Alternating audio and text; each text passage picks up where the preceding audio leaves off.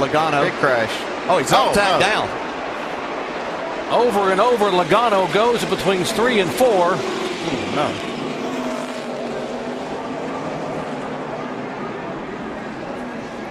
Our car will come back to rest on all 4 tires. See the crew here, they're trying to see the replay. Now the window net is down. That's the drivers are told in the drivers meeting that if you are awake and alert, put that window net down so we know, the safety crews will know. There's the window net down on Robby Gordan's car. There's a great sign right there. Joey Logano coming out of the car. That's a scary looking crash right there.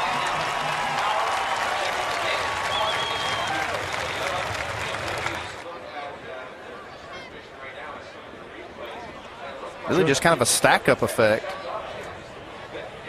Like was one of them got on the brakes and it's kind of forced.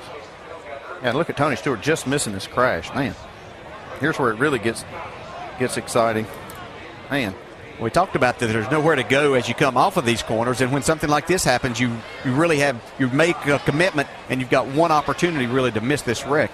Tony Stewart did a great job. Some others got caught up in. Let's drive along with Tony Stewart here. See it develop right in front of him. He actually got into the back of the 20 as he checked up.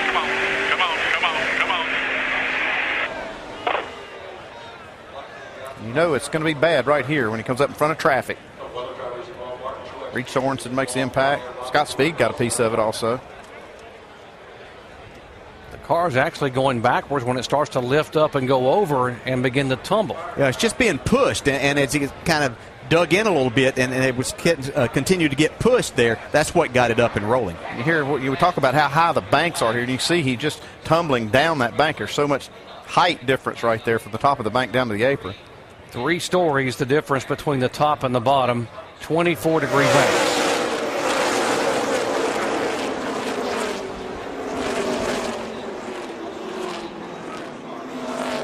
Just side over side over side, a violent impact. And the good news that this new car that NASCAR brought on, 3 years ago, and the driver able to walk away. By the time I got to Joey, I think pretty much everything was out of our hands at that point. You know, the one was pushing me into the 20 there kind of, and I was trying to slow down as much as I could, but it looks like the 96 got checked up somehow, and then the 20 checked up, and I saw the 14 get into the 20, and you know, he was on the brakes pretty hard, and I tried to go the outside of him and try to get around the wreck there, and the 20 came right back up the track in front of us. So it's a pretty wild wreck. It's something you don't really plan for, or you can't miss those kind of wrecks. It just kind of happened right in front of us, and Joey's okay. I talked to him, and just glad he's all right. I think he's a little shaken up by it, but... Are you okay?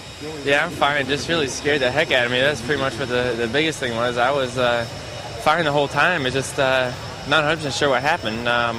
Spotter was clearing me low. I got down there, and then they checked up getting into the corner, and looked like I got tagged from behind. I'm not really sure. I haven't seen a replay yet. I'm not sure I want to see a replay, but it seemed like it started rolling, and I was in there like, damn, please make this thing stop. And it wouldn't, and it just kept going and going, but... I was fine. It goes to show how safe these cars are. They're really, I mean, I was fine. I think we had a pretty good Home Depot Toyota. We took off good. We lost a few spots after the first pit stop, but yeah, it was early in the race for that. And it just startled me. I'm fine. That's the big part. Joey, you've done a lot of racing in your young 19 years. How did that compare to anything you've been through? That was the wildest ride I've ever been on. You can't go on a roller coaster any worse than that.